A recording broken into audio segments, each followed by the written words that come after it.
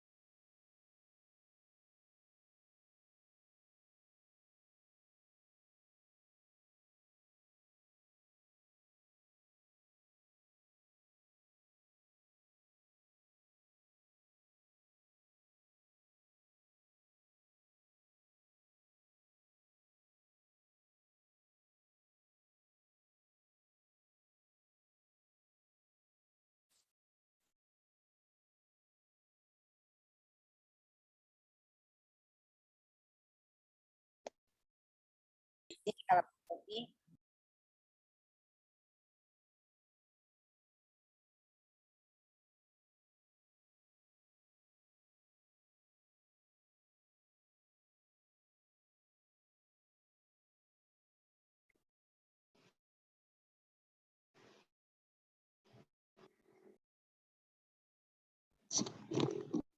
Assalamualaikum.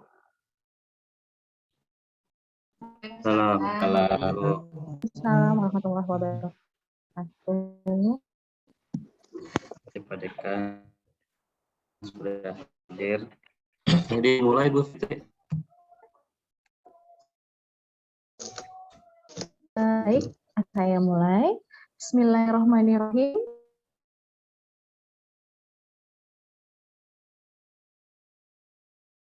Assalamualaikum warahmatullahi wabarakatuh. Alhamdulillahirabbil alamin wassalatu wassalamu ala asrofil anbiya'i wal mursalin wa ala alihi wa ashabihi ajmain amma ba'du. Yang terhormat Dekan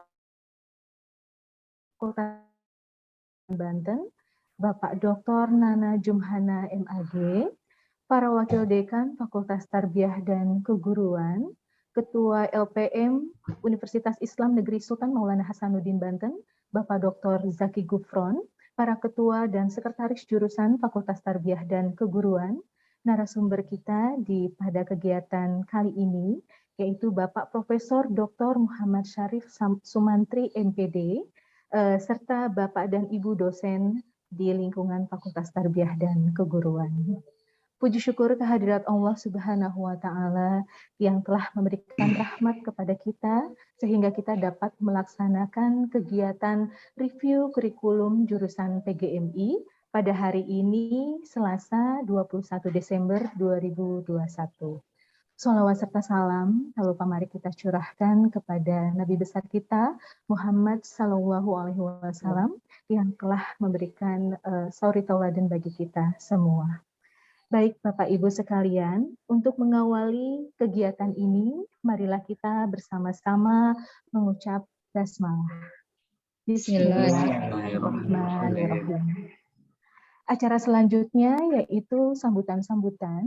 Sambutan yang pertama akan disampaikan oleh Ketua Jurusan PGMI kepada yang terhormat Bapak Haironi SSI ME. Bismillahirrahmanirrahim. Assalamualaikum warahmatullahi wabarakatuh. Waalaikumsalam. Waalaikumsalam warahmatullahi wabarakatuh.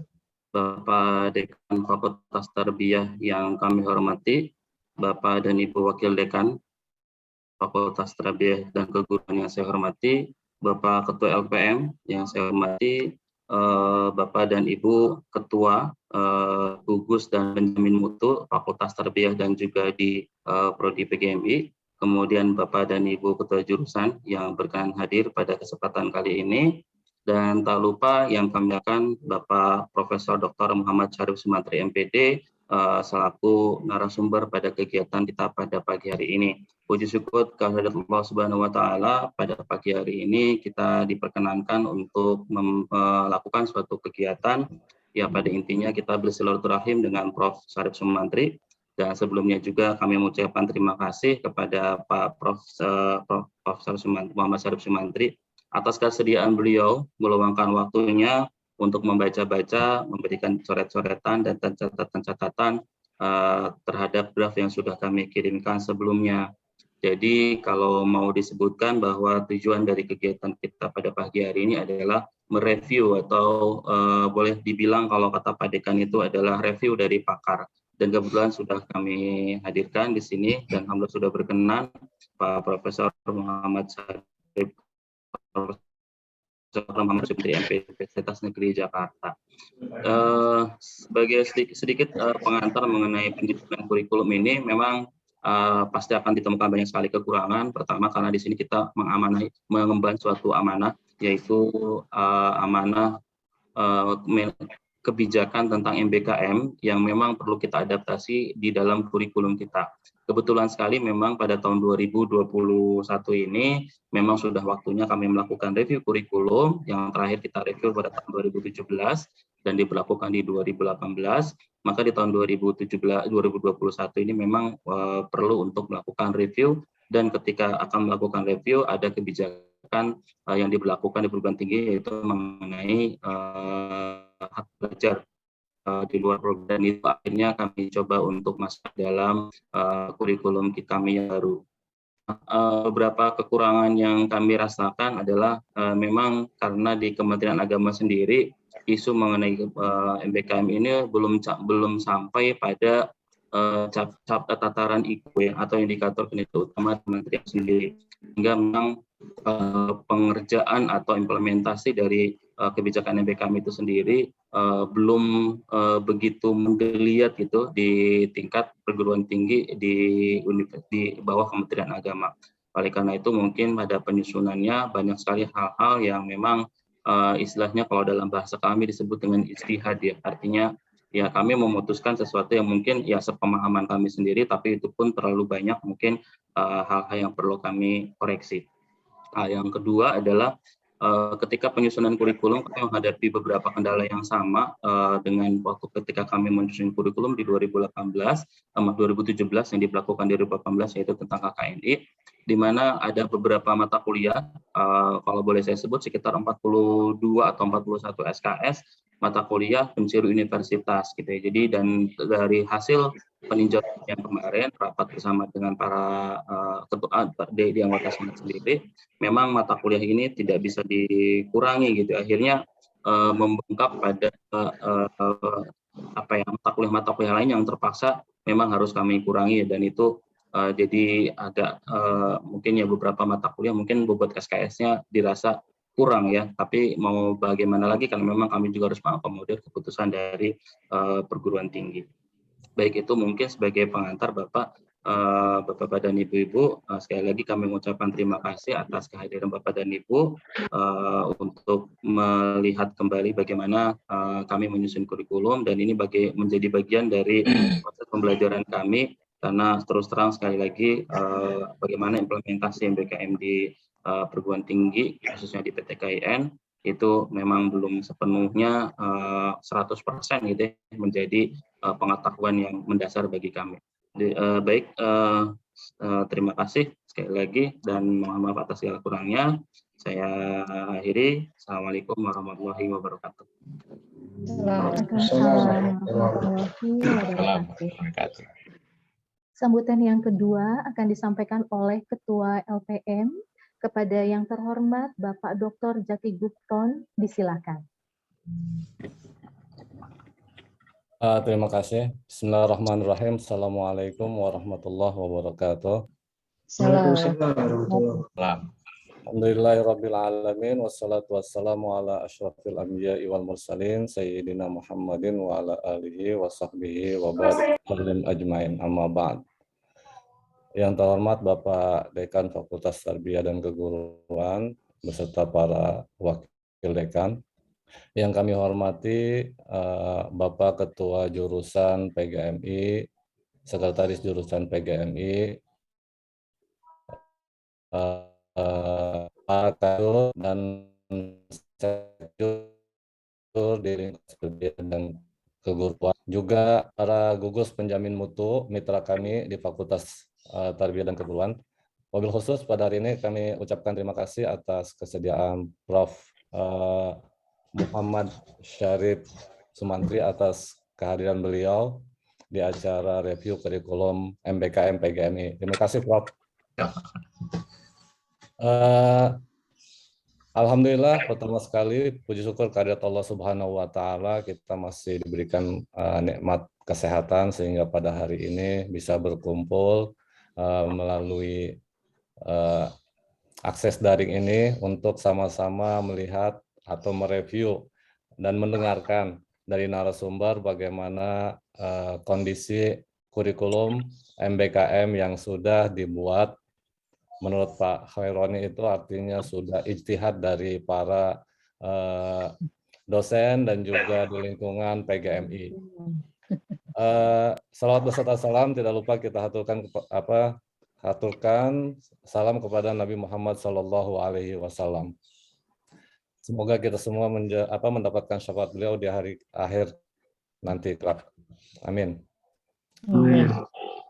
Baik, berkenaan dengan LPM, terima kasih sekali diberi kesempatan untuk memberikan kata sambutan. Pada kesempatan ini saya ingin menggunakan waktu yang telah diberikan kepada saya untuk menjelaskan bahwa memang ketika MBKM ini mulai kita gulirkan pada tahun 2020, yang memang pada saat itu LPM pun masih artinya masih belum menemukan, artinya kita masih sama-sama diskusi mengenai arah dan kemudian bagaimana kurikulum MBKM ini akan diimplementasikan di lingkungan UIN Sultan Maulana Hasanuddin Banten. Diskusi itu tidak hanya di kalangan internal, tapi juga diskusi besar juga ada di kalangan eksternal sesama PTKI, forum LPM, dan juga mungkin forum juga rektor dan juga forum dekan di lingkungan UIN. Jadi pada tahun 2020 kami paling tidak sebagai penjaminan mutu, lembaga penjaminan mutu yang sudah seharusnya posisi kami adalah memberikan bukan kebijakan tapi menjamin ada kebijakan dari pimpinan untuk paling tidak menyediakan kurikulum MBKM, sehingga pada tahun 2020 itu terbitlah pedoman akademik hak belajar mahasiswa kampus. Semoga itu memang bisa memayungi meskipun belum cukup. Dan pada tahun 2021 ini sebetulnya kami sudah mengajukan beberapa pedoman seperti pedoman hak artinya konversi angka kredit, konversi kredit, kemudian bukan konversi kredit, artinya konversi mata kuliah, kemudian juga pengakuan kredit, dan juga ada beberapa tentang kerjasama, sekitar 4 pedoman yang saat ini sudah ada di Senat Universitas. Tapi pembahasannya pada kemarin pada artinya pertemuan Senat atau kita bilang artinya acara Senat itu ditunda karena ada agenda lain, sehingga pedoman-pedoman tersebut belum bisa disosialisasikan. Maka mungkin saya LPM dalam hal ini meminta kepada Senat untuk segera mengagendakan karena memang kepentingan implementasi MBKM. Jadi apabila kurikulum dan kemudian para jurusan atau fakultas sudah menyediakan kurikulum tanpa adanya payung hukum, itu juga tidak etis ya, tidak etis. Maka LPM paling tidak berusaha agar pimpinan mengetahui bahwa di bawah itu sudah ada lihat untuk mereview, juga untuk bagaimana pola-pola yang dilakukan untuk mengimplementasikan kurikulum-kurikulum mereka, sehingga para pimpinan di lingkungan UIN seharusnya memberikan payung terhadap kegiatan-kegiatan yang akan dilakukan oleh setiap jurusan. Itu mungkin sekedar informasi tentang MBKM. Semoga Desember menurut di Senat itu kalau tidak salah akan diadakan agenda temuan Senat. Semoga beberapa pedoman tentang MBKM ini bisa segera disosialisasikan, dan semoga juga apabila nantinya ada beberapa kekurangan kita bisa lakukan penyesuaian. Itu mungkin Pak Haironi, Pak Dekan, tentang LPM yang paling tidak kami posisinya adalah menjamin mutu akademik di lingkungan UIN, sementara kebijakan memang dari pimpinan. Itu sekian, kurang lebihnya mohon maaf. Saya akhiri dengan Assalamualaikum warahmatullahi wabarakatuh. Waalaikumsalam warahmatullahi wabarakatuh.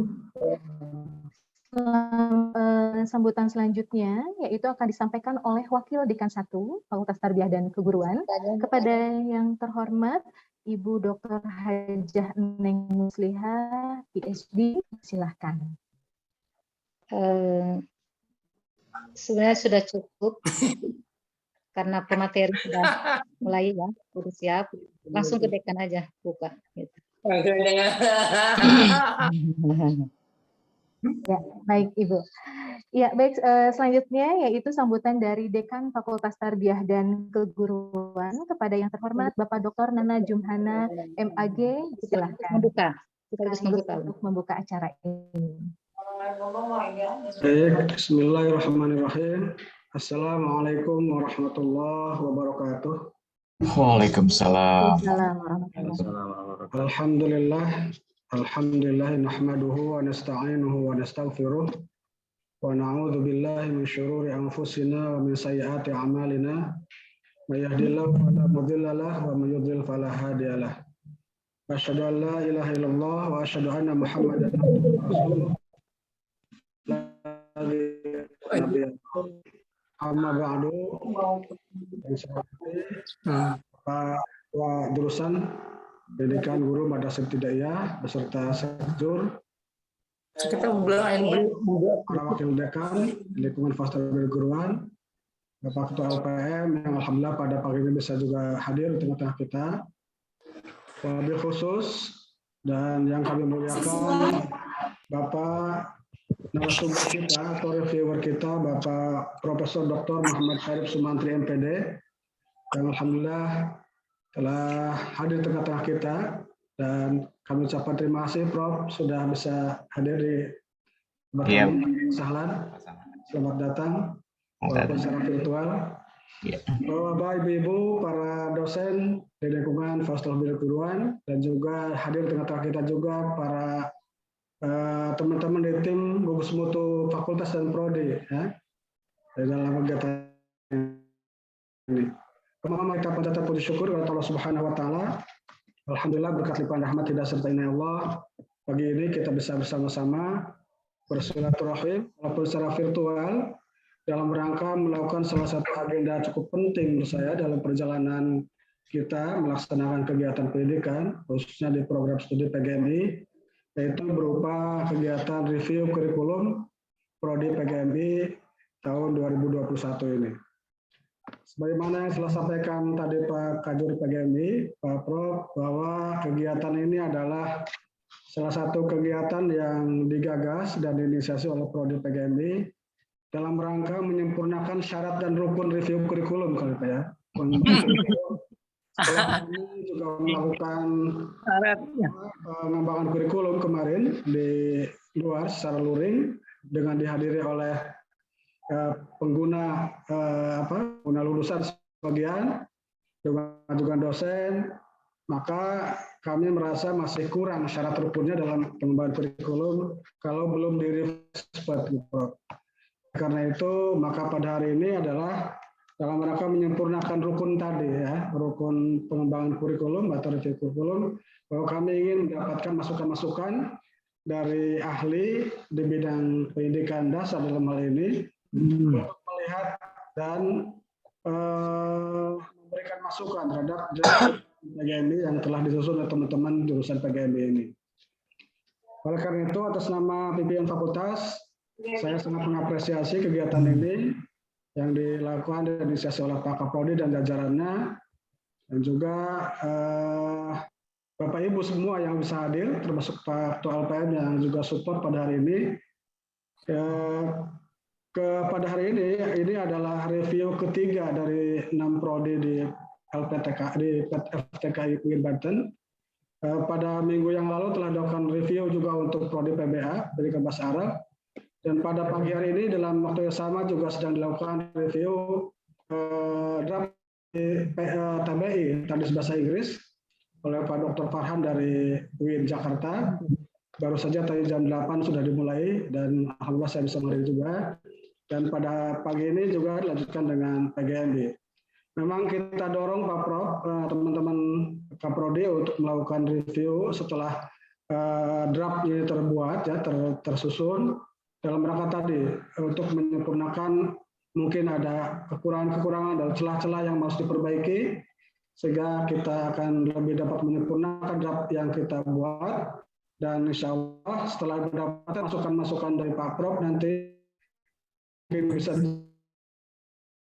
dan nanti setelah dianggap cukup kita akan sampaikan ke Pak Ketua LPM untuk segera disahkan berlakukan pada tahun ajaran baru nanti. Oleh karena itu saya sangat berterima kasih Pak Prof. Muhammad Syarif Sumantri bisa hadir, bisa memenuhi undangan dan permohonan dari teman-teman jurusan PGMI untuk bisa memberikan dan mereview dari expert ya, tentang kurikulum yang telah di-drafting oleh teman-teman di jurusan PGMI ini. Tentu dengan harapan bahwa ini semua adalah bagian dari ikhtiar, ya, ikhtiar kita meningkatkan kualitas lulusan kita ya di setiap prodi yang ada di Fakultas Tarbiyah dan Keguruan. Jadi kegiatan ini bukan semata-mata kita berorientasi pada akreditasi atau apapun, tapi memang ini penting untuk dilakukan karena kita tentu saja kalau hanya kita yang melihat terhadap draft yang kita buat mungkin dianggapnya sudah sempurna saja. Tapi kalau dari luar, apalagi dari seorang expert, ini kita akan mendapatkan masukan-masukan yang pasti sangat berharga untuk bisa kemudian kita sesuaikan dan kita selaraskan untuk kemudian kita sampaikan kepada LPM untuk ditetapkan nanti oleh Pak Rektor. Saya kira itu, Bapak sekalian. Terima kasih atas kehadiran Bapak Ibu dosen juga. Ibu Mutu Fakultas juga hadir. Alhamdulillah. Mudah-mudahan acara dan kegiatan kita pada pagi hari ini sehingga siang nanti merupakan bagian dari ikhtiar kita untuk meningkatkan kualitas lulusan tadi. Dan mudah-mudahan sampai itu juga semua usaha kita ini bernilai pahala dan beramal jariah di dalam pandangan kita. Karena semua kegiatan yang kita lakukan ini bertujuan mulia, yaitu untuk meningkatkan kualitas dan mutu pendidikan di fakultas kita. Barangkali itu yang dapat saya sampaikan. Mohon maaf kalau kemudian Pak Prof, Pak Haironi, saya juga tidak bisa tidak bisa terus bersamai. Tapi insya Allah kalau sudah ada waktu luang saya akan masuk kembali karena saya juga ingin terus mengikuti ya kegiatan ini. Dan tadi di PB juga saya sudah mengikuti sebagian karena kebetulan di ruangan saya sudah ada tamu yang harus saya temui terlebih dahulu. Barangkali itu yang saya sampaikan. Terima kasih Pak Prof atas kehadirannya dan Sama-sama. Bapak Ibu sekalian, kita buka dengan mengucapkan ridho dan Allah Subhanahu Wa Taala. Ini bisa berjalan dengan baik dan sesuai harapan. Mari kita sama-sama buka kegiatan kita dengan sama-sama membaca basmalah. Bismillahirrahmanirrahim. Terima kasih atas perhatian Bapak sekalian dan mohon maaf atas kekurangan. Wabillahi taufiq wal hidayah. Wassalamualaikum warahmatullahi wabarakatuh. Waalaikumsalam warahmatullahi wabarakatuh. Baik Bapak Ibu sekalian, acara selanjutnya yaitu bedah draft kurikulum PGMI 2021 yang akan dipandu langsung oleh narasumber kita pada kegiatan kali ini. Kepada yang terhormat Bapak Profesor Dr. Muhammad Syarif Sumantri MPD, disilahkan. Baik, terima kasih. Bismillahirrahmanirrahim. Assalamualaikum warahmatullahi wabarakatuh. Waalaikumsalam warahmatullahi wabarakatuh. Ibu Fitri, apakah suara saya terdengar jelas? Alhamdulillah Pak, sudah terdengar. Pak. Baik, baik. Pertama, yang saya hormati, saya muliakan Pak Dekan, Pak Dr. Nana Jumhana, yang saya hormati Ibu Hajah, Dr. Hajah Neng Muslihah selaku Wakil Dekan 1.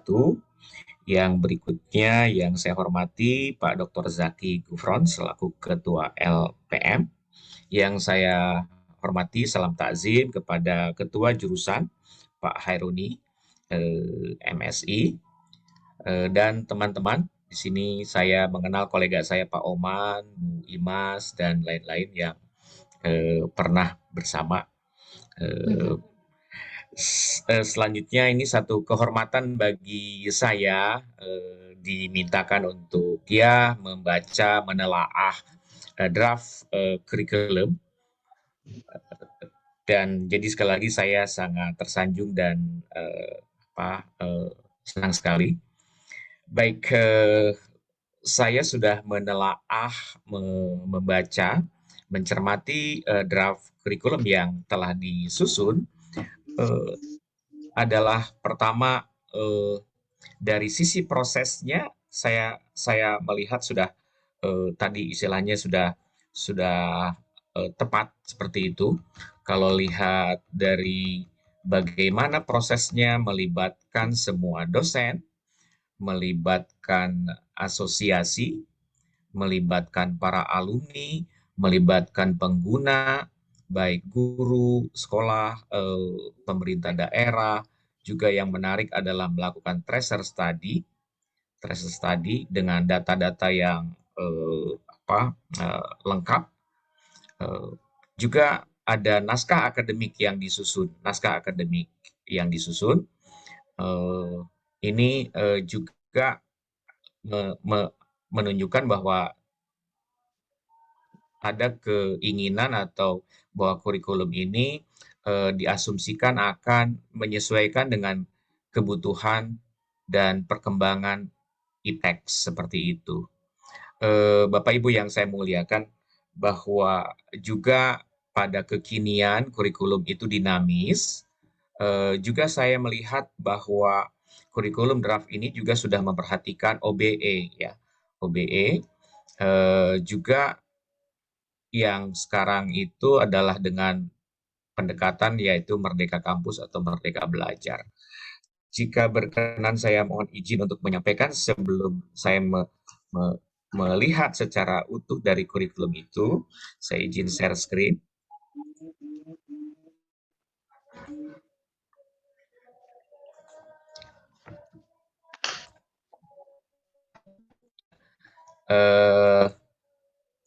Tentu saat ini semua perguruan tinggi, walaupun kita relatif beruntung ya Pak Heroni, tidak dipusingkan dengan apakah semester depan itu kita kita dari relatif terpusing. Nah, hanya tinggal barangkali bagaimana menyesuaikan dengan perkembangan terjadi saat ini. Tadi apakah menunjukkan kekhasannya daripada kualitas lulusan. Kurikulum itu boleh saja dibuat sedemikian rupa, tapi ujung akhirnya adalah kualitas lulusan, di mana persentase lulusan itu yang pernah bekerja 0 sampai 6 bulan itu juga dilihat penghasilannya. Jadi sekali lagi, sekarang kita hidup seperti robot ya, dikendalikan oleh IKA, IKU segala macam ya, Skapas, Kopus. Jadi semua proses kita di salah satunya adalah IKU ini ya. Nah, persentase lulusan ya. Jadi ini yang paling itu di luar kampus. Ini juga menjadi indikator katanya sebagai kualitas lulusan. Jadi paling tidak 1 semester di luar kampus. Paling tidak itu berarti minimal 20 SKS ya. Presentasi yang melaksanakan kegiatan Tridharma di kampus. Ini dosen, saya tidak akan terlalu ke sini. Tapi ketika bicara kualitas yang kurikulum, yaitu prodi yang melaksanakan kerjasama dengan mitra. Ini dilihat dari kurikulum, saya lihat yang dikembangkan oleh Pak Haironi dan teman-teman, di situ sudah ada MOU dengan Untirta, dengan UPI, dan lain sebagainya. Itu menjadi salah satu penciri bagi saya dari dokumen itu, bahwa dokumen itu sudah baik seperti itu. Ada mitra-mitra, barangkali juga bisa bermitra dengan pemerintah daerah, yang bermitra dengan juga sudah saya lihat dengan perusahaan-perusahaan saya lihat sudah ada. Ini salah satu bukti bahwa kalau menggunakan indikator ini adalah draft yang disusun menurut hemat saya sudah baik seperti itu. Nah, persentase mata kuliah 50% kegiatan pengajaran dilakukan oleh pakar praktisi. Nah, ini saya belum melihat ya, belum melihat. Nanti barangkali bisa ditampilkan dosen-dosen yang apakah ada keterlibatan dosen-dosen dari luar, umpamanya yang terkait dengan kewirausahaan, ada pakar tentang big data yang bukan tenaga akademisi tapi betul-betul profesional. Nah, itu juga akan menjadi nilai ini. Presentasi prodi yang memiliki akreditasi, ya ini juga saya lihat dokumen yang disampaikan oleh Pak Haironi juga menampakkan ada kerjasama dengan perguruan tinggi di Malaysia, ya, di Malaysia. Ini jadi dari ini IKU sebetulnya menjadi indikator yang bisa Bapak Ibu yang saya hormati, memang seperti contoh kami juga di Universitas Negeri Jakarta baru melaksanakan semester lalu, ya, MBKM terutama di S1, di mana hak mahasiswa itu untuk belajar 3 semester di luar prodi bukan pemaksaan. Sekali lagi ini saya highlight merah, ya. Maka jika mahasiswa ingin belajar super senior, itu hak mereka. Artinya merdeka. Maka memang kita juga harus tetap mempersiapkan kurikulum reguler yang betul-betul kurikulum yang selama ini tetap ada, ya, seperti itu. Juga perguruan tinggi wajib memberikan kesempatan kepada mahasiswa untuk belajar 3 semester. Ini saya pikir dokumen yang sudah diketahui bersama, ya, 3 semester. Dan di dokumen yang disampaikan oleh teman-teman juga sudah nampak di mana 1 semester di kampus sendiri, 1 semester di perguruan tinggi, di luar prodi kita, dan 1 semester di luar prodi kita. Sudah nampak seperti itu. Jadi mungkin kehadiran saya pada ini adalah penguatan saja apa yang telah ditampilkan. Teman-teman, kurikulum ini juga sebagai pengetahuan umum bahwa kalau dulu itu lulusan PGMI atau PGSD itu sudah bisa mengajar di kelas, tapi sekarang ada yang namanya PPG seperti itu, ya. Jadi ini pun harus disesuaikan dengan kondisi ini, tapi saya yakin pada teman-teman kurikulum di PGMI sudah menyesuaikan dalam kondisi faktual seperti ini, ya. Walaupun kalau dulu zaman saya tuh selesai dari IKIP itu langsung di sekolah, mulai dari sekolah yang kondisi apapun diterima langsung. Kalau sekarang menggunakan PPG, mengikuti fakultas kedokteran, di mana lulus dokter tidak langsung boleh jadi menyuntik-nyuntik, tetapi harus juga ada pendidikan.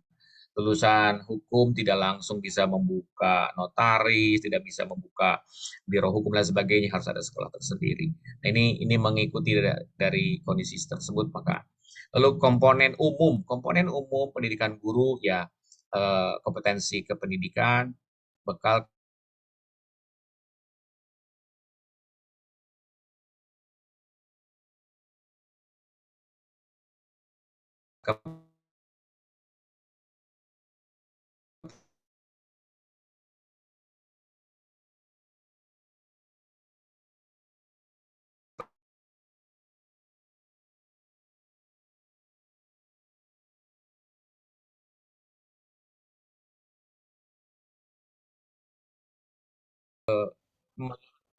bagaimana berbagai pengembangan kurikulum mulai dari top up atau bottom up atau mix dan sebagainya, berbagai model, dan ini yang dilakukan, ya, mulai dari masukan asosiasi. Saya lihat ada di sana, ada acuannya dari KKNI, Renstra, ya, juga melihat dari pemilihan dari CPL, ya, pemilihan bahan kajian, dan akhirnya juga muncullah SKS, muncullah struktur kurikulum, strategi pembelajaran yang barusan saya kemukakan.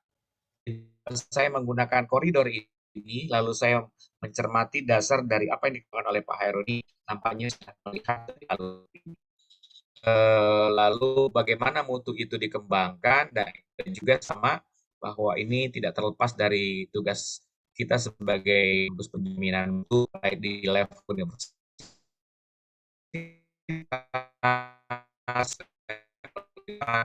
level fakultas maupun jurusan, tentu letakkan mutu-mutu dari kompetensi peserta, mutu dari proses pelaksanaannya dan kurikulum sendiri, mutu proses pembimbingan dilaksanakan.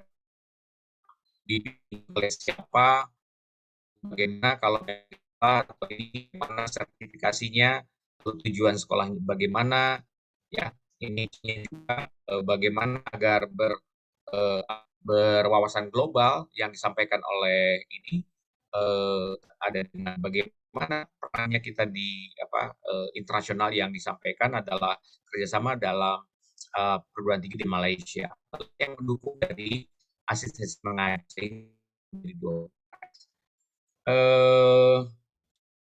yang perlu disiapkan dalam kurikulum Merdeka Belajar, artinya SOP tentang pelaksanaan pertukaran pelajar. Saya pikir ini tadi sampaikan dokumennya perlu persetujuan dari Senat, ya. Lalu dokumen kerjasama dengan prodi-prodi mitra juga, ya. Lalu formulir logbook Merdeka Belajar, kalau memang seperti contohnya ada semacam SKS adalah kegiatan project independen, juga pendaftaran Merdeka Belajar, penunjukan dosen pembimbing, dan juga ketika 20 SKS itu bisa juga menjadi percepatan studi dijadikan satu menjadi laporan akhir. Artinya setelah mahasiswa itu melakukan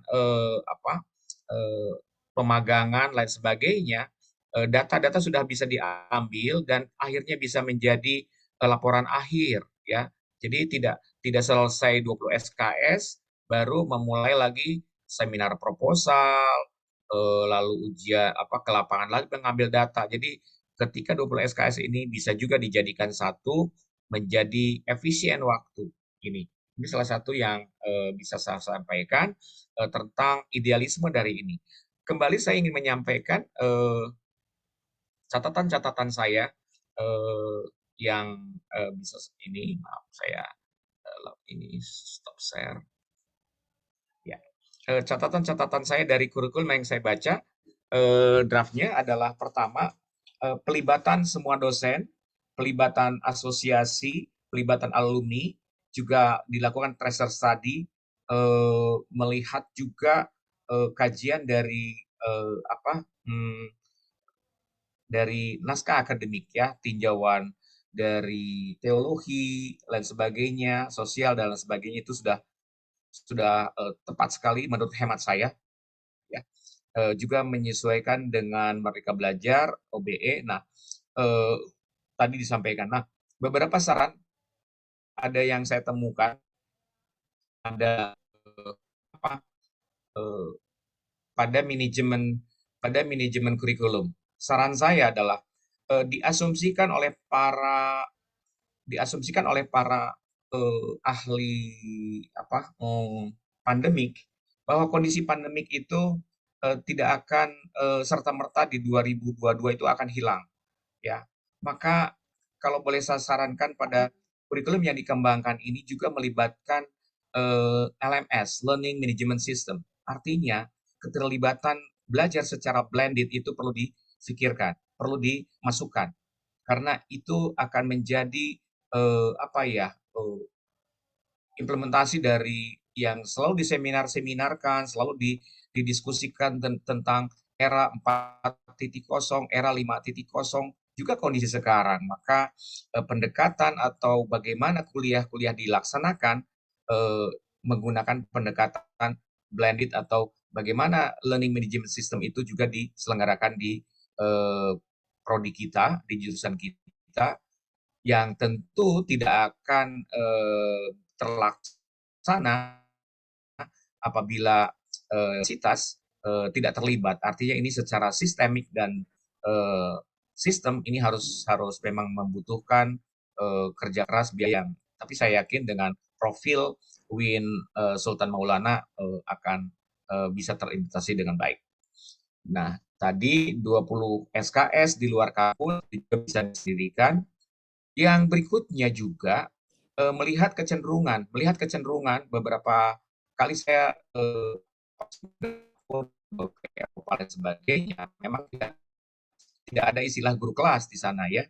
Nah, tapi juga pada kurikulum yang disampaikan oleh Mas Menteri juga boleh SD itu memilih, boleh menggunakan pendekatan guru kelas atau guru bidang studi. Nah, kalau juga boleh, ibaratnya ke restoran ya Ibu Bapak, ke restoran, kita mau makan apa, disediakan itu namanya menu-menu, menu 1, menu 2, menu 3. Nah,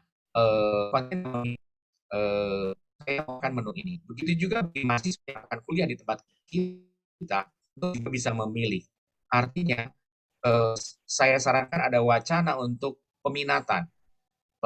Memang sekali lagi saya yakin dan itu perlu sangat dipertahankan adalah ciri daripada perguruan tinggi atau prodi kita adalah penekanannya adalah Islam ya. Maka itu menjadi perlu tidak artinya tidak bisa diutak-utak lagi. Tapi kalau memang ada SKSN yang ditambahkan atau disesuaikan adalah ada peminatan, umpamanya peminatan mahasiswa ingin peminatan mendalami IPA, ya maka bisa SKS-nya saya kalau tidak salah 1, 2, 3, 6 ya, bisa ditambah lagi bisa menjadi 8 umpamanya. Itu juga mahasiswa yang berminat dengan IPS juga bisa ditambahkan, ada yang berminat dengan bahasa Indonesia, tentu disesuaikan dengan SDM yang tersedia di kita ya. Itu lalu saya juga tertarik dengan apa yang menjadi profilnya, yaitu entrepreneur. Saya melihat SKS yang nampak itu adalah SKS ya. Walaupun di tempat lain mungkin saya kurang teliti ya, tapi ini menarik sekali. Ini boleh jadi adalah mencintai PGMI UIN semula.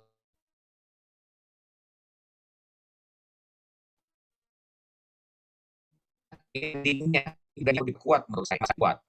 Bagaimana lulusan prodi PGMI UIN Sultan Maulana tidak saja terampil mengajar di MI sebagai guru kelas, juga adalah memiliki jiwa entrepreneur. Nah, saya 4 SKS. Nah, barangkali teman-teman bisa merenung 4 SKS itu terpenuhi. Tapi setelah saya melihat deskripsi dari profil, itu adalah mahasiswa mampu mengidentifikasi. Oh ya, kalau memang hanya untuk mengidentifikasi, itu 4 SKS insya Allah cukup. Ya. Tapi di bawah ada tambahan, saya lihat mahasiswa mampu mempraktekkan entrepreneur. Saya pikir entrepreneur tidak berarti harus berjualan ya, tetapi mungkin jiwa entrepreneur ya, punya sikap entrepreneur pun itu sesuatu yang sangat penting. Nah ini sebagai catatan saya juga bagaimana TPJM di tingkat jurusan juga harus masuk dalam sistem untuk monitoring tidak di level universitas tapi di tingkat jurusan atau fakultas monitoring bagaimana pelaksanaan kurikulum dari ini, dan itu di sisi saya belum nampak bagaimana peran daripada TPJM sendiri di tingkat jurusan. Kalau di kata pengantar bagaimana TPJM universitas ya seperti itu. Lalu manajemen merdeka belajar tadi tadi sebelum ada penjelasan dari Pak siapa tadi dari TPJM Pak Zaki ya, dari Pak Zaki sudah jelas bahwa memang sudah disiapkan tentang bagaimana itu kalau gitu saya share saja Bu. Ini catatan saya nggak sempat ini catatan saya Ibu. Oke. Nah ini sudah bicara saya bahwa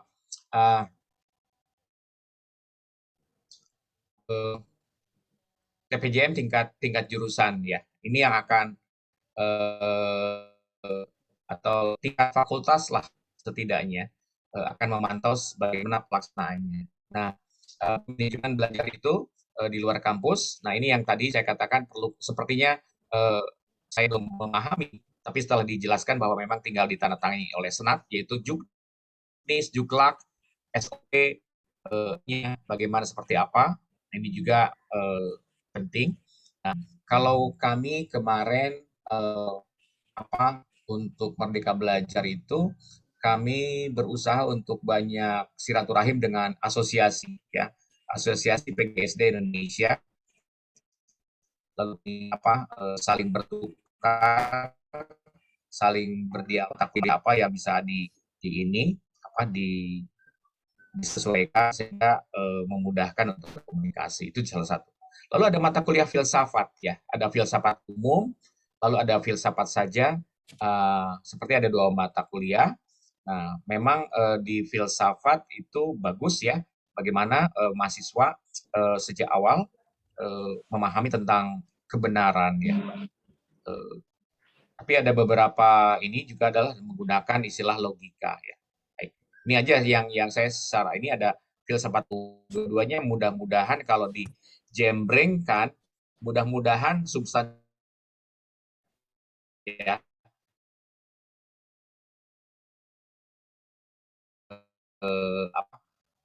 ini sehingga lebih efisien. Tapi kalau memang distinktifnya perbedaannya nampak, rasanya tidak masalah tetap. Dan juga saya sangat amat setuju bahwa pada duit adalah substansi nilai religius itu harus lebih baik dan lebih tinggi daripada yang tidak non PGMI seperti itu, dan tetap perlu mempersiapkan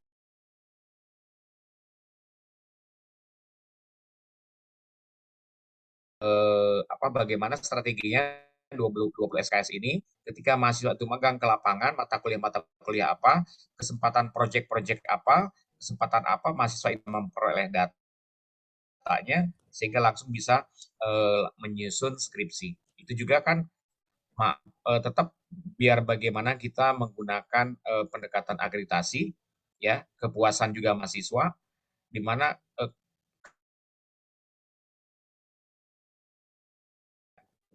guru kelas, guru bidang studi juga tadi saya sudah sampaikan. Pelibatan mahasiswa dalam penelitian, Abdimas, juga sama ya. Secara eksplisit saya tidak nampak di kurikulum ini, tapi penting juga sejak awal bagaimana sejak semester 3, 4, 5 melibatkan mahasiswa dalam kegiatan pengabdian masyarakat, dalam kegiatan riset dengan kita ya. Itu juga bisa memunculkan potensi puluhan mahasiswa itu akan ada yang menjadi seorang peneliti umpamanya setelah lulus, akan berminat sebagai akan menjadi dosen, kita tidak tahu. Ada yang berminat akan kembali mengajar di alma mater kita, maka kebutuhan-kebutuhan itu perlu disiapkan pada prosesnya. Maka mulai dari pelibatan ini.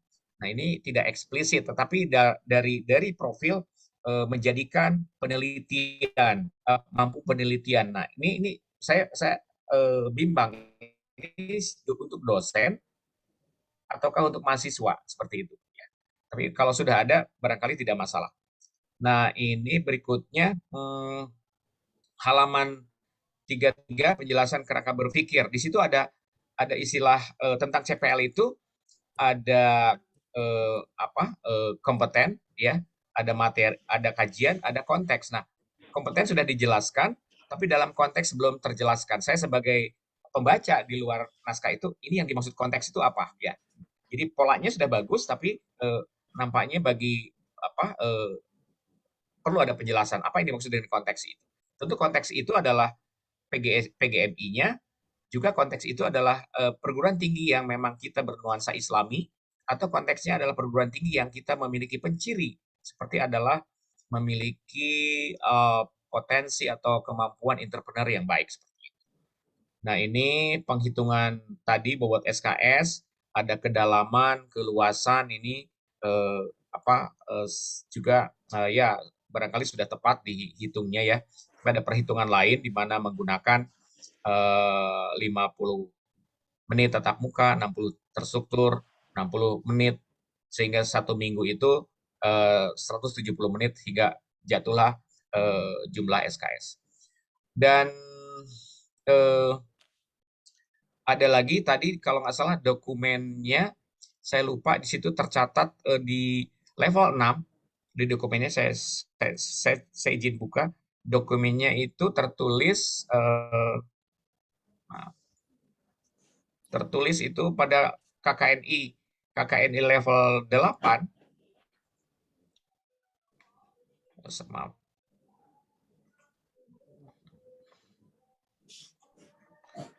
pada level KKNI 8 itu adalah ada kata manajemen ya. Saya lupa, saya sudah tadi saya sini.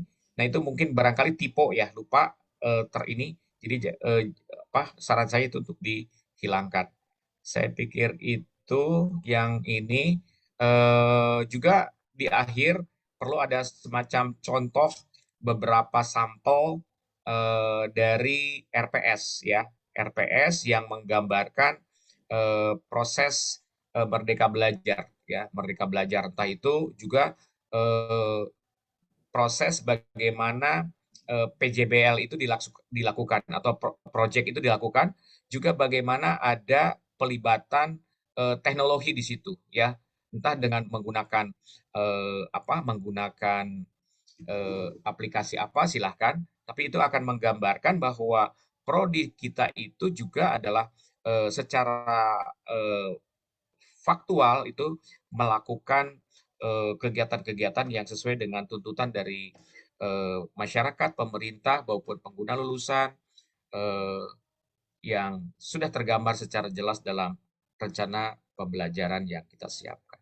Jadi teman-teman yang saya hormati, yang saya muliakan, nampaknya apa kurikulum yang telah didesain oleh teman-teman tidak saya sebagai yang keseharian juga saya di fakultas, di universitas juga sama, saya diminta untuk membuat kurikulum nasional, internasional, juga kurikulum review di beberapa kurikulum PGSD.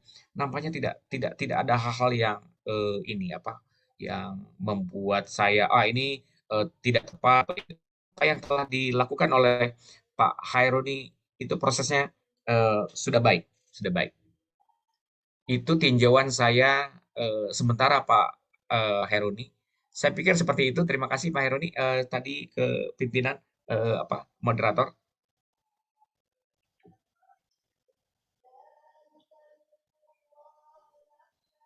Ya, baik. Terima kasih, Prof. Baik, Bapak Ibu sekalian, kita akan berdiskusi terkait dengan bedah kurikulum PGMI. Silakan Bapak Ibu, apabila ada yang mau ditanyakan kepada Prof, silakan.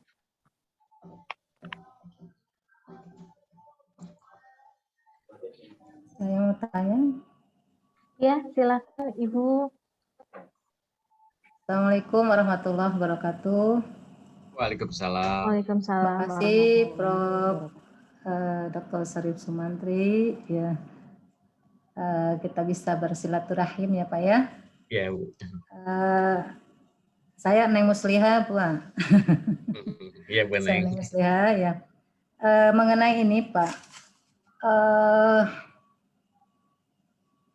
PLP dengan kuliah kerja nyata itu bisa diintegrasikan karena waktunya kan untuk mempercepat kelulusan diantaranya. Seperti Fakultas Tarbiyah dan Keguruan itu selalu terakhir setelah kuliah kerja nyata. Tapi dalam kenyataannya di dalam kegiatan dia dan keguruan pasti mengajar gitu. Padahal di situ ada bidang keagamaan, bidang kemasyarakatan, sosial dan budaya diantaranya. Tapi ya ujung-ujungnya mengajar itu, baik dari PGMI, dari prodi yang lain. Nah, untuk karena selama ini kuliah kerja nyata ini masih terpisah, maka mahasiswa kami ini tidak cepat ya selesainya gitu. 4 tahun lebih gitu. Kalau di fakultas lain kan ada yang 4 tahun kurang itu sudah lulus gitu. Lalu untuk apa namanya MBKM itu kan 20 SKS ya Pak Oni ya.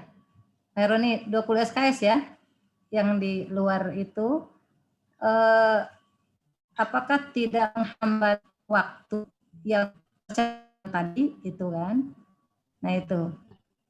Dan apa namanya mahasiswa kami itu karena tahapan-tahapan itu yang harus dilakukan dari sidang komprehensif, ya proposal komprehensif, ya lalu IT dan sebagainya. Nah itu apakah perlu dikurangi SKS-nya atau bagaimana itu Pak? Itu saja mungkin yang kami ketahui dari pertemuan mitra MBKM di UIN Yogyakarta juga mungkin se-Indonesia Raya bahwa PLP itu masih terpisah dengan kuliah kerja nyata. Apakah di UNJ itu sudah diintegrasikan gitu atau bagaimana? Terima kasih Pak. Assalamualaikum warahmatullahi wabarakatuh. Waalaikumsalam warahmatullahi wabarakatuh. Ya, silakan Prof. Oh iya, baik, terima kasih Ibu Dr. Raja Neng. Iya, pertama empiris dulu ya, pengalaman empiris. Kalau di UNJ itu KKN itu tidak wajib Ibu ya. Pertama tidak wajib, tetapi PPLP istilahnya Bu ya, itu wajib seperti itu ya, wajib. Tetapi praktek pun tidak mengajar ya, tidak mengajar, hanya observasi, lalu sebagai magang saja ya. Karena kalau ngajar itu dimarahin sama orang PPG, ya, ini itu kue saya jangan diambil ya gitu kan.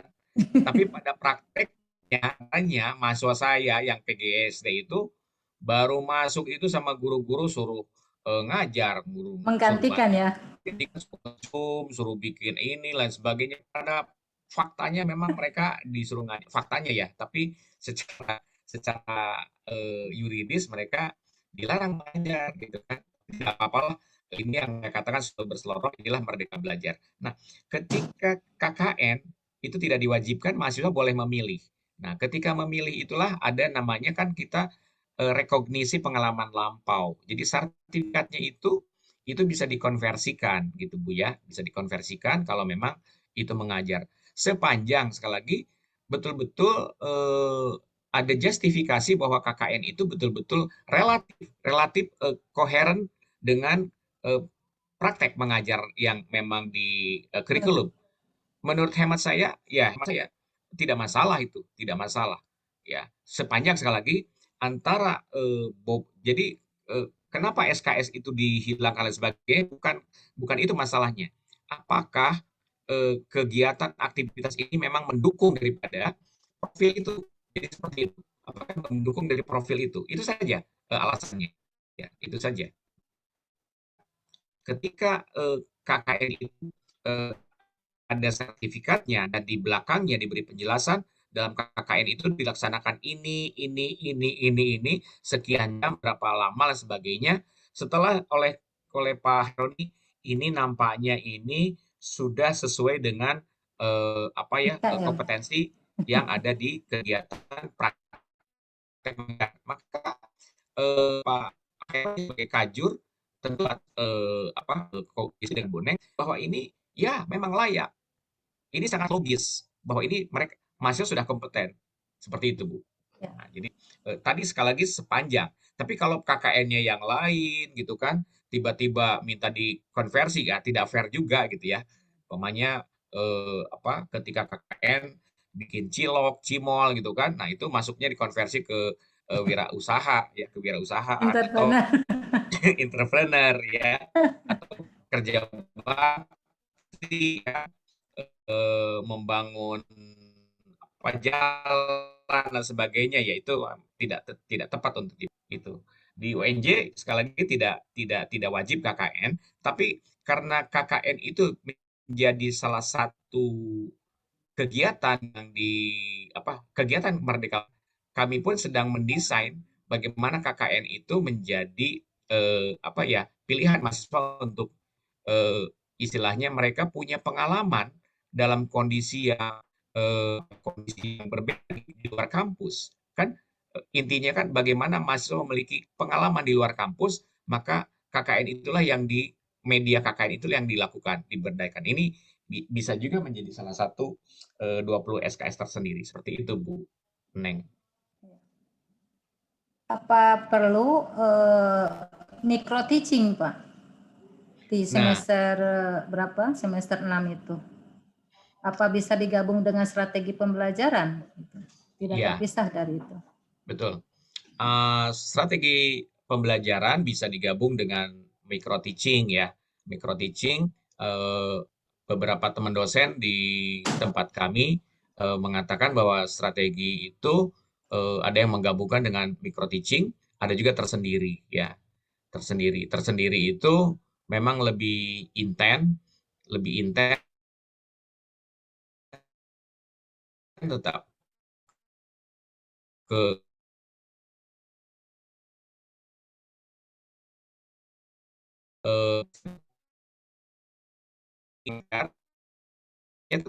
deskripsi masalah ya. Oke.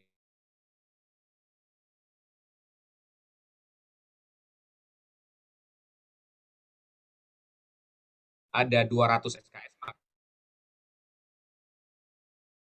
Gunakan menjadi 3 SKS atau 4 SKS.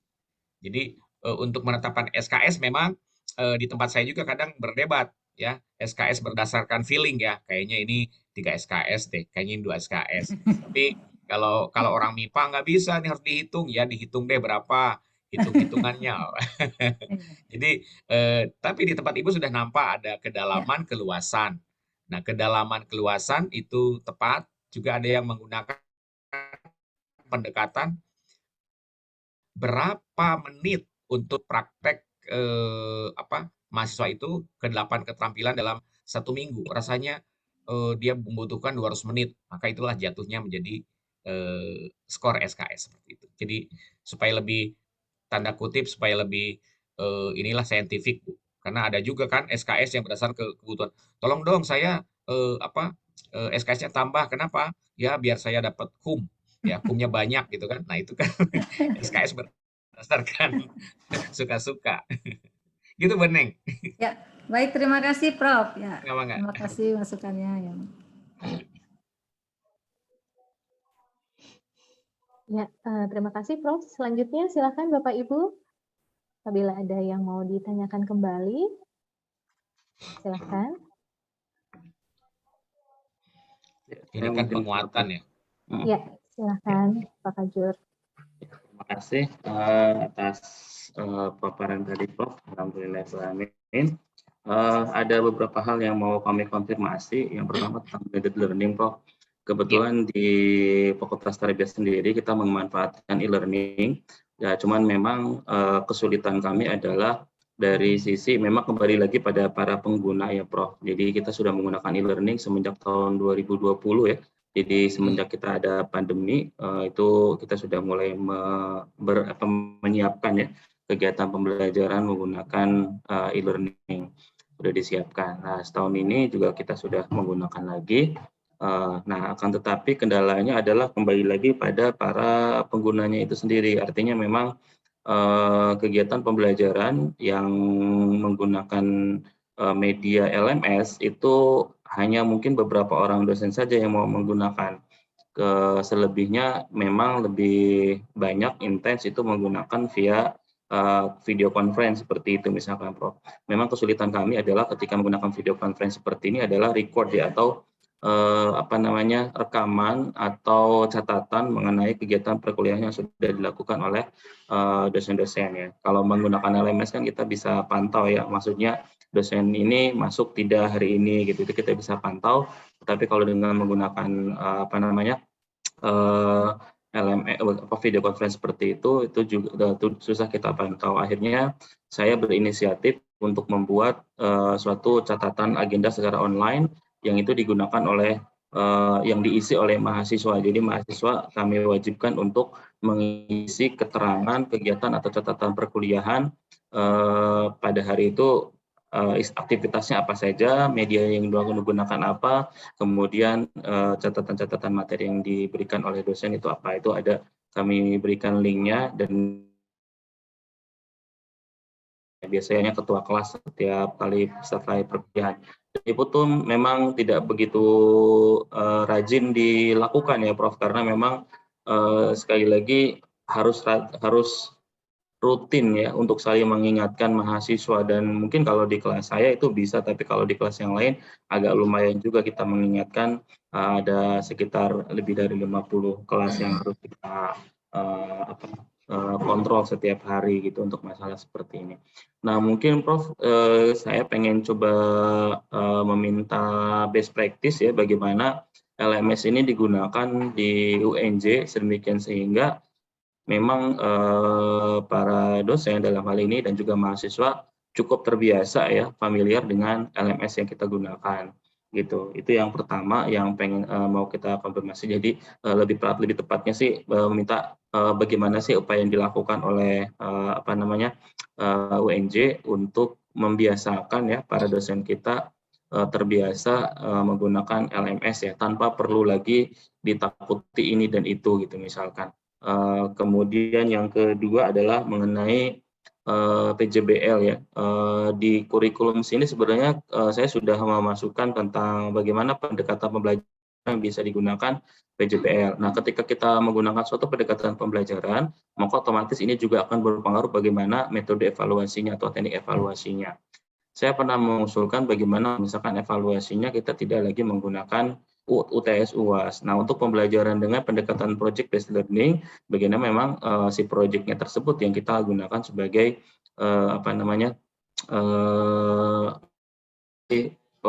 penilaian gitu. Nah, mungkin yang perlu saya konfirmasi juga, apakah praktek seperti ini sudah dilakukan di UNJ? Jadi misalkan tidak ada UTS, tidak ada UAS, tetapi mengganti pekerjaan mahasiswa itu sebagai penilaian akhir dari perkuliahan. Kalau misalkan memang sudah ada, bagaimana kira-kira respon? Prof, ada dua hal yang perlu saya konfirmasi. Terima kasih, Prof. Baik, terima kasih Pak Haironi. Ya, sama juga di tempat kami juga di UNJ, penggunaan LMS belum maksimal ya, belum maksimal. Tapi dengan kondisi pandemi ini pun yang memaksa kita untuk nyemplung di kondisi tersebut. Memang latar belakangnya adalah literasi kita, kayak usia-usia saya yang sudah aki-aki ini, kalau tidak open minded pun akan kedodoran. Tapi suka tidak suka, mau tidak mau, ya harus nyemplung gitu kan. Berbeda kalau dengan dosen-dosen muda itu, mereka sangat literasi digitalnya luar biasa ya. Itu salah satu faktor. Dan LMS itu tidak terlepas daripada peran admin ya. Jadi di kami itu ditempatkan satu admin. Tapi admin pun tidak bisa berbuat apa-apa. Admin itu hanya menyemplung-nyemplungkan saja. Cemplung, dia yang memelihara rumahnya. Tapi yang mengisi kursi, meja, makanan itu adalah untuk aktif, untuk rajin membuat bahan-bahan yang untuk dicemplungkan. Kalau saya tanya ke Pak Admin, Pak Mantri, mana RPS-nya? Aduh, ntar dulu ya. Baru sampai ngemis-ngemis adminnya. Jadi memang perlu ketelatenan daripada kita dosennya untuk membuat bahan-bahan untuk dicemplungkan di sana. Kalau mahasiswa tidak terlalu banyak bermasalah menurut saya, Pak Irwin, pengalaman saya di UNJ, mereka dapat menyesuaikan, bahkan lebih advance untuk mengakses berbagai macam aplikasi dan sebagainya ya. Dan betul Pak Haironi, tempat saya juga untuk memantau apa yang Pak Haironi lakukan, untuk memantau dari aktivitas saya, itu Kajur itu menerima laporan dari mahasiswa ya, bahwa hari ini jam sekian Pak Sumantri mengajar, hari ini jadi kerjasama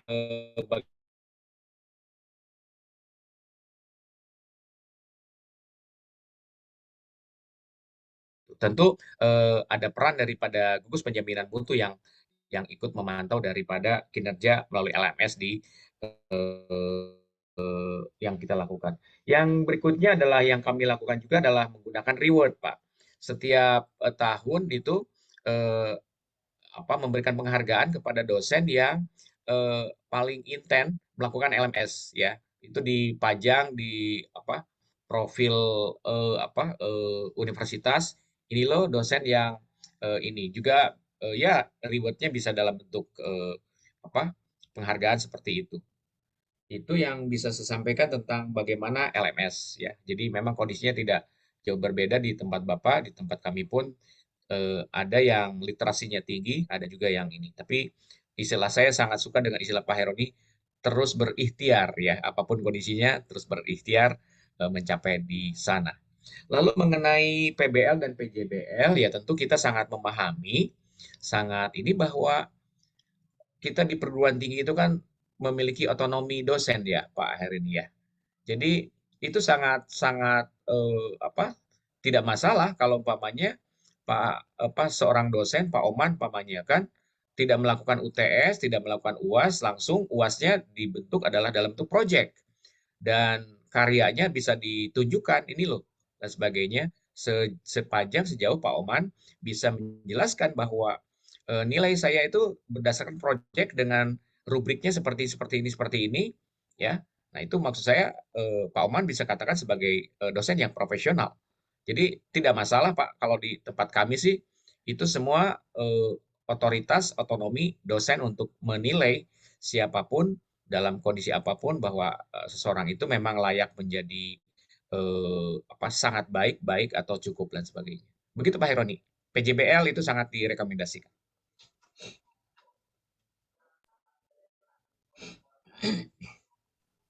Ya, baik. Terima kasih, Prof. Silakan, ada lagi, Bapak Ibu, yang akan kita diskusikan pada kegiatan kali ini. Satu lagi mungkin Prof, tentang pelibatan mahasiswa dalam kegiatan penelitian. Nah, apakah itu dimasukkan ke dalam mata kuliah khusus atau itu dimasukkan ke dalam pendekatan dalam pembelajaran, Prof? Iya, itu bisa tentu Pak Heroni atau teman-teman kan juga setiap tahun ya punya payung penelitian, ya. Nah, payung penelitian itu bisa digunakan membagi kepada mahasiswa-mahasiswa untuk setiap dosen itu mengajak mahasiswanya untuk melakukan riset secara berkelompok untuk payung-payung penelitiannya tersebut. Nah, untuk untuk dimasukkan dalam mata kuliah juga bisa, Pak Saroni. Jadi pelibatan mahasiswa dalam penelitian itu adalah dimasukkan dalam satu ada satu kelompok mengerjakan proyek tertentu penelitian, maka dibimbing oleh satu mahasiswa sehingga di akhirnya itu bisa menjadikan salah satu penelitian bersama. Nah, itu juga bisa dilakukan, ya. Jadi Pak ada namanya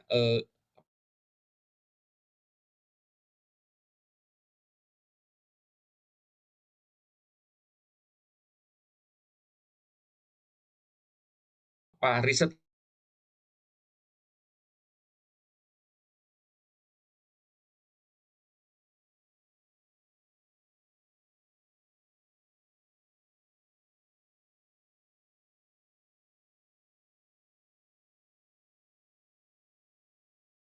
penelitian pada penelitian dengan topik inilah sebagainya, itu juga bisa menjadi rekognisi mahasiswa dan bisa dihitung menjadi SKS seperti itu, Pak Hairuni.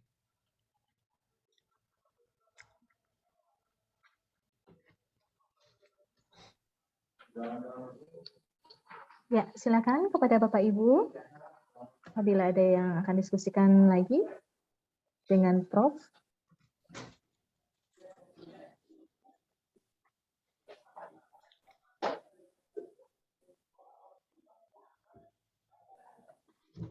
Ya.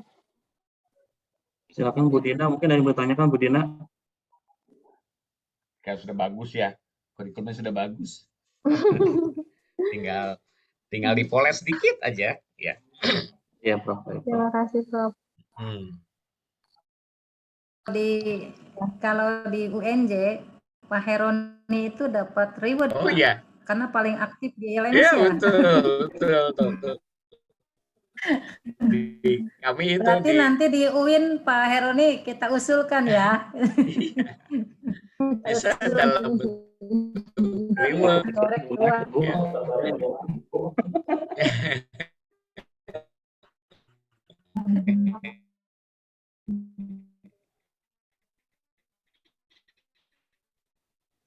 Mas, yang paling Tuh. Nanti saya tanya, Wimas. banyak sekali dosen-dosen PGMI yang sedang melanjutkan kuliah, Prof. Ini ada Bu Ima, Oh ya, ada Bu Uyu, gitu ya. Ada Bu Uyu ya, jadi banyak yang di sana dan juga di tempat lain, Prof. Mohon doanya supaya ini sumber daya kita juga ya, semakin meningkat lagi lah, Pak, dari sisi sumber daya gitu ya. Maksudnya, Prof. Gitu ya. Ya, saya lihat bagus-bagus tuh Pak Oman tuh dulu tuh ya, Pak Oman, Bu Uyu, Bu Imas. Saya kenal kawan-kawan saya tuh luar biasa. Sekarang Pak Oman lagi sangat aktif, Prof. Di mana Prof, luar biasa atas didikan Prof ini luar biasa ini. Kami sangat beruntung memiliki Pak Oman di sini, Prof.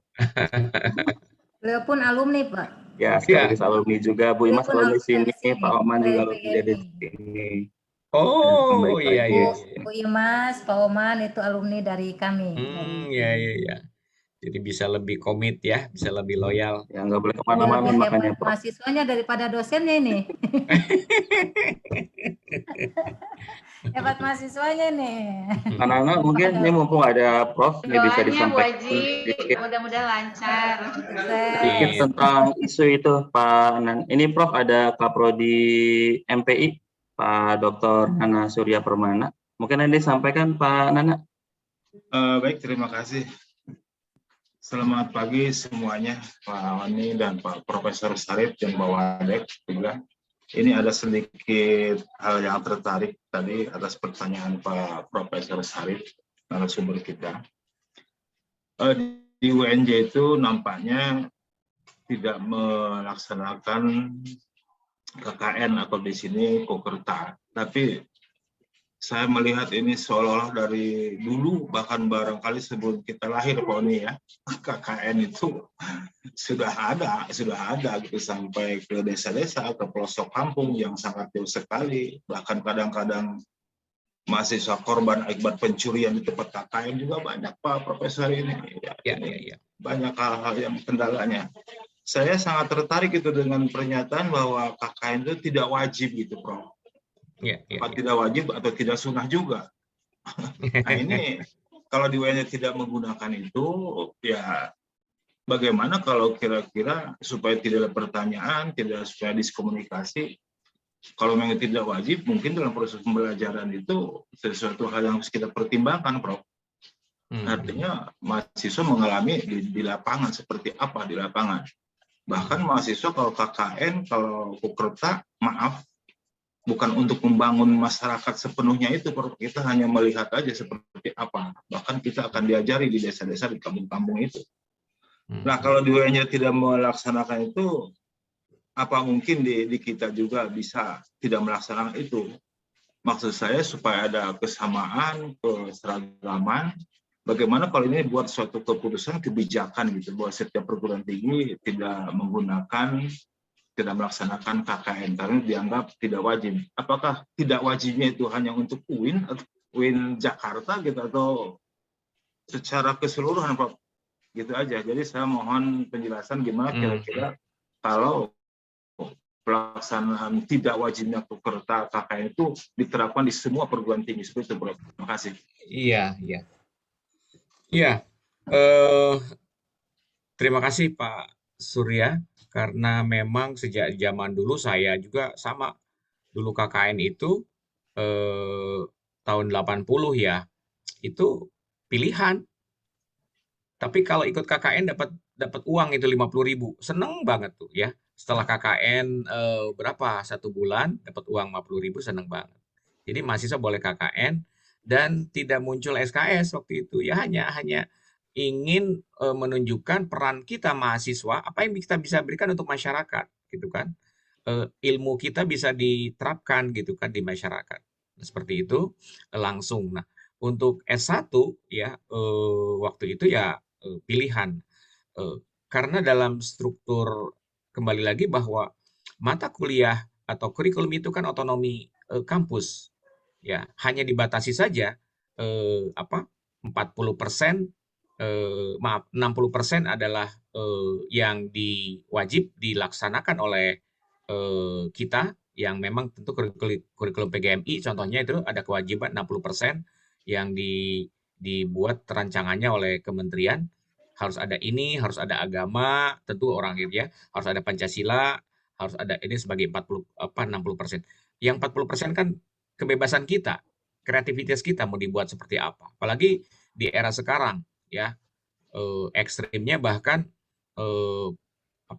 dengan Merdeka Belajar, Merdeka Kampus ya, sepanjang sejauh itu bisa mendorong learning outcome ya, setelah kuliah itu mahasiswa itu bisa apa gitu kan. Tapi kalau memang dengan KKN memungkinkan mahasiswa itu menjadi kompeten, mendukung pada profil ya, profil yang sudah dibuat oleh teman-teman sebagai seorang pendidik yang mampu mengajar, seorang yang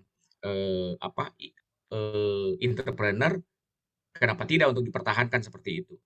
Tapi kalau memang tadi seperti Bapak bilang banyak ekses yang tidak diharapkan, ya itu memang menjadi keputusan bersama dari dari prodi. Tentu ini kan bicara tentang universitas itu harus dibicarakan di senat. Di senat kan itu ada bidang komisi akademik, ya kan, ada komisi etik, ya, ada komisi kerjasama. Nah, komisi yang akademik itulah yang memikirkan ini KKN ini harus diwajibkan atau disunahkan. Nah, itu. Jadi teman di senat itu yang akan memutuskan berdasarkan saran-saran dari fakultas atau dari ya tentu dari fakultas ya, dari fakultas. Setelah dari prodi ke fakultas, fakultas ke senat seperti itu. Itu menurut saya yang secara nasional tidak pernah saya menemukan dokumen bahwa KKN itu wajib dilaksanakan di perguruan tinggi. Kan ini ya aturannya ya. Tetapi yang ada adalah pengajaran, penelitian yang itu yang menjadi landasan dari kurikulum di draft yang disampaikan oleh Pak Heroni tadi ya. Itu tidak bunyi secara jata KKN ya. Seperti itu, Pak. Oke, baik, terima kasih Prof. Jadi intinya ini hak prerogatif dari perguruan tinggi setempat, Prof, ya, mau dilaksanakan betul, seperti itu. Betul. Ya, oke, nanti itu harus dilakukan kajian, ya. Harus dilakukan kajian mendalam ya. Kajian mendalam tentang seberapa pentingnya dari KKN untuk dijadikan satu kewajiban atau dijadikan sebagai sunnah gitu kan. Nah, itu perlu teman-teman dari senat bidang akademik yang harus memikirkan ya. Jadi senat itu jangan kerjanya cuma pemilihan rektor ya.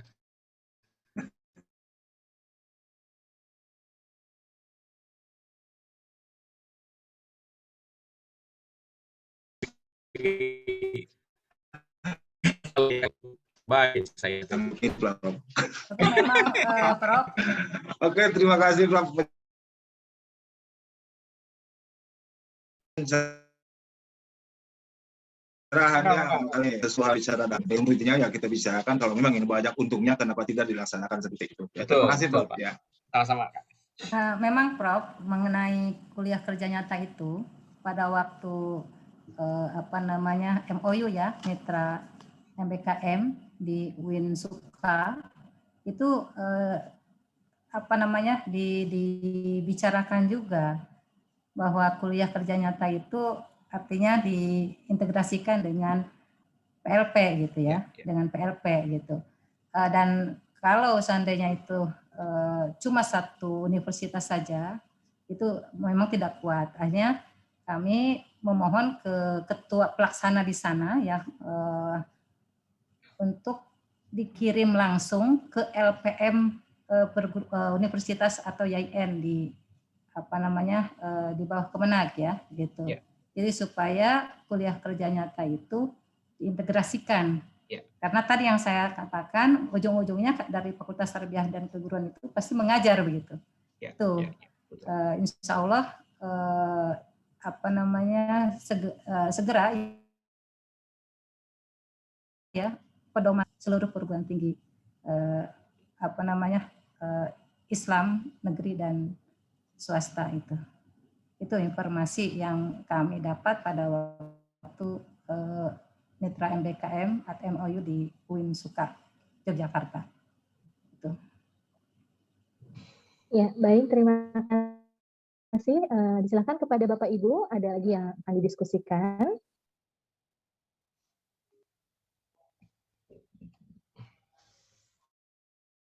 Ya, baik, kalau sudah tidak ada, sebelum kita menutup kegiatan ini, kepada Prof dimohon untuk memberikan penguatan dan saran untuk jurusan PGMI. Mangga Prof, disilahkan. Iya, baik. Terima kasih. Kembali saya mengapresiasi satu kehormatan bagi saya untuk dapat melihat, mencermati kurikulum yang draft kurikulum yang telah disampaikan oleh teman-teman, khususnya jurusan PGMI Sultan. Dan secara umum saya mengatakan kalau di grade itu ya sudah sangat baik ya, sangat baik. Hal-hal kecil saja yang tadi yang tidak saya sarankan adalah melibatkan teknologi yang tadi yang ini ya, teknologi, lalu RPS yang bisa siapapun membaca, oh ternyata kurikulum itu dilaksanakan dengan langkah-langkah seperti ini. Sintaknya seperti apa, itu bisa kelihatan pada kegiatan mana menggunakan learning medium system. Juga saya melihat mengatakan kenapa sangat bagus, karena sudah melakukan proses yang disampaikan, mulai dari pelibatan alumni, mulai dari pelibatan stakeholder, mulai pelibatan asosiasi, ya, karena asosiasi itu sangat menentukan, sangat zaman di era keterbukaan ini asosiasi itu sangat dihormati, sangat dihargai. Ya seperti dokter lah, seseorang nggak boleh praktek kalau belum ada izin dari ID, kata dokter. Sama juga peran asosiasi itu menentukan. Juga yang paling menarik yang saya lihat, data-data dari tracer study itu lengkap sekali yang disampaikan oleh teman-teman ya. Grafiknya, gambarnya, lain sebagainya, kelihatan angka-angka persentasenya tentang kelebihan, kekurangan, kelemahan daripada program studi yang dipimpin oleh Pak Khaironi. Jadi di situ dari struktur kurikulum yang belum saya tangkap secara ini adalah ciri khas ya. Jadi brandingnya dari, kalau UIN banyak kan, PGMI di seluruh Indonesia banyak. Tapi saya mau kuliah di UIN Sultan Maulana. Kenapa? Di sana punya kelebihan ini loh. Di sana ada kelebihan ini. Saya maunya di sana. Enggak di UIN Jakarta aja, enggak. Saya mau di sana. Karena di sana punya branding yang berbeda. Nah, branding ini yang belum ini. Entrepreneur saya sangat suka. Ya, artinya yang memang saya nampak juga Pak Nadiem ini, Pak Mas Menteri ini,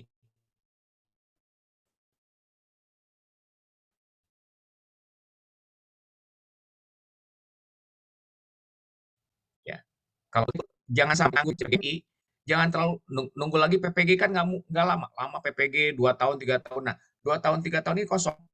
Nah, tapi kalau dia punya kemampuan entrepreneur yang baik, dia lulus di wisuda PGMI, bahkan sebelumnya dia sudah punya, pamannya berbasis, dia sudah jualan online, sudah menjadi guru privat dan sebagainya.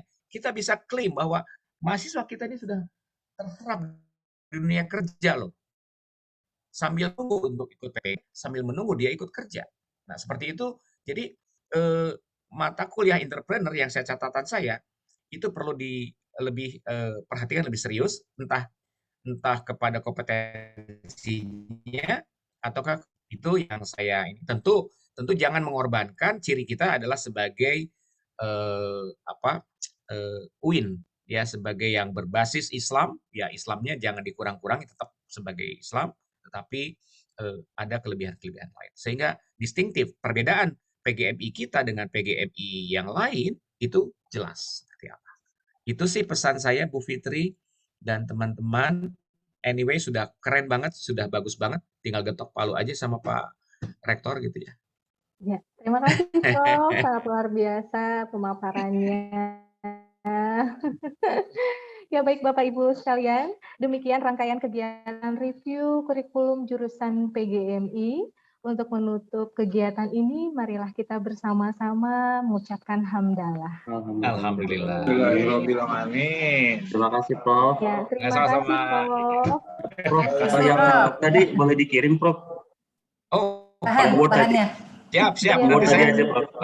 Saya kirim ke WA-nya Pak. Ke WA saya aja Prof. Ya. Oke, mangga, siap. Terima kasih Prof ya. Ya, terima kasih Prof. Mohon izin live ya. Ya, kita Terima kasih Prof. pada Ibu nanti. Salam. Salam. Pak Subhan ngambek tuh. Kenapa Pak? Oh, nggak lihat chat. Iya, nggak di chatnya, nggak dijawab. Orang serius orang semua pada tertuju ke Prof Sumantri. Iya, betul. Iya, maksudnya itu pertanyaan. Orang saya gitu. Tarikan aja izin dibaca nggak? Fitri, Panana. Padekan izin itu dibaca tidak? Tidak kan? Padekan izin dibaca tidak? Iya. Soalnya fokus sama Prof. Ya. Aduh maaf ini Pak Subek. Pak Subek kan ya. Poni aja, Poni jawab tuh. Kalau teknik kita pakai 2 profil. Ya Bu. Nanti saya usulkan ke Pak Rektor untuk berikan reward untuk Pak Oni. Nana Surya Permana masih ada? Masih. Mau dijawab sama Maya. Mau dijawab sama Maya. Iya juga.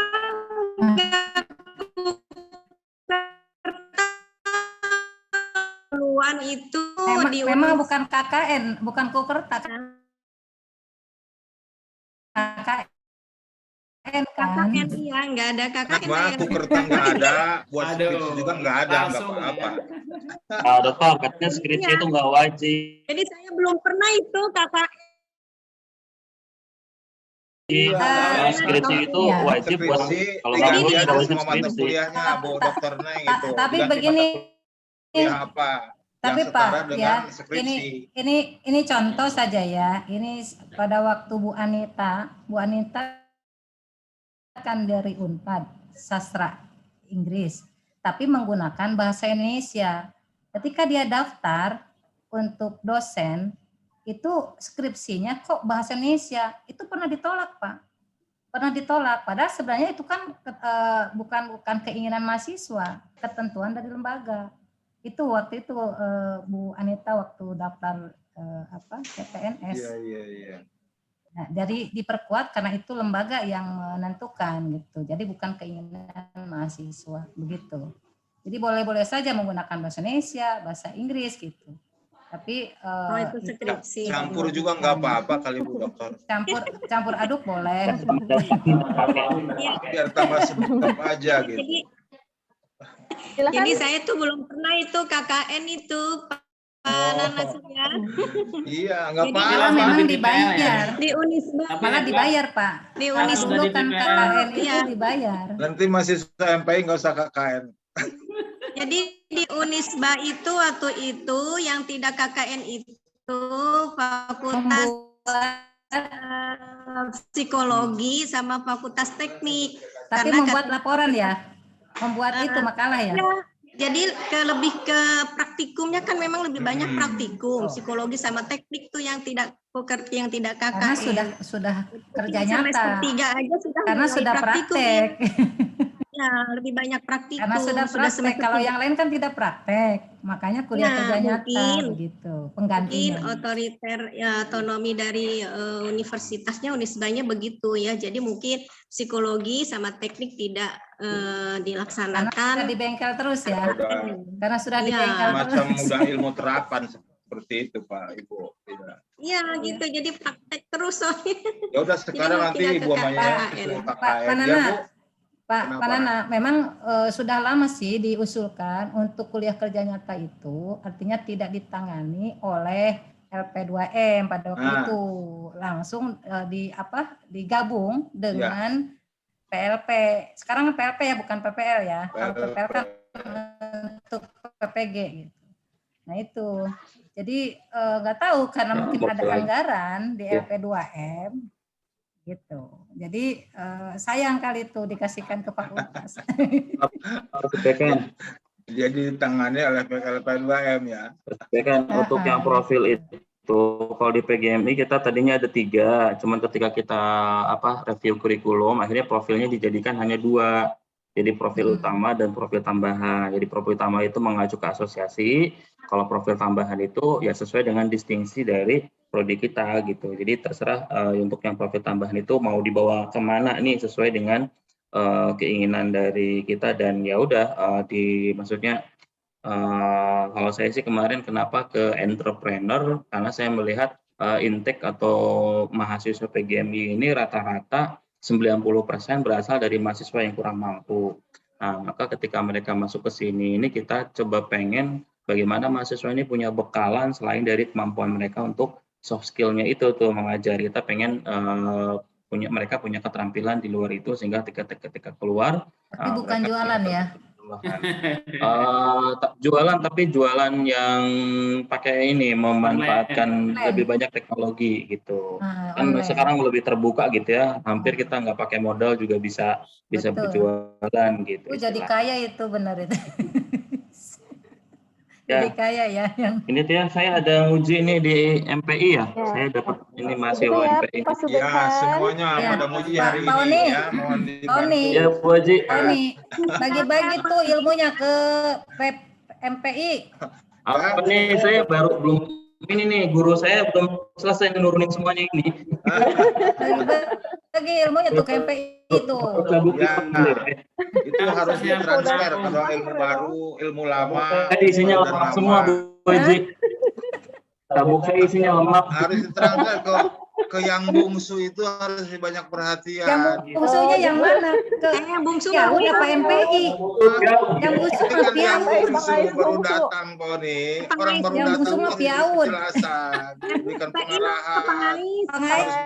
Tahap gitu, harus detail ke orang bungsu itu. Kakak-kakaknya harus melindungi gitu. Kakak perguruan tinggi. Jadi jangan dibiarkan menangis gitu, harus melindungi. Jangan nangis dong, menang aja, menang pakai ini. Menang, ada Pak Oni. Tapi saya udah banyak berguru ke Pak Oni, Bu Dekan, sampai tengah malam saya WA-an dengan Pak Oni. Kita dijawab pisan. Udah jawab penjelasannya ada, saya suka. Tapi tadi jawabnya. Dijawab Bu Haji. Sampai jam 2 malam.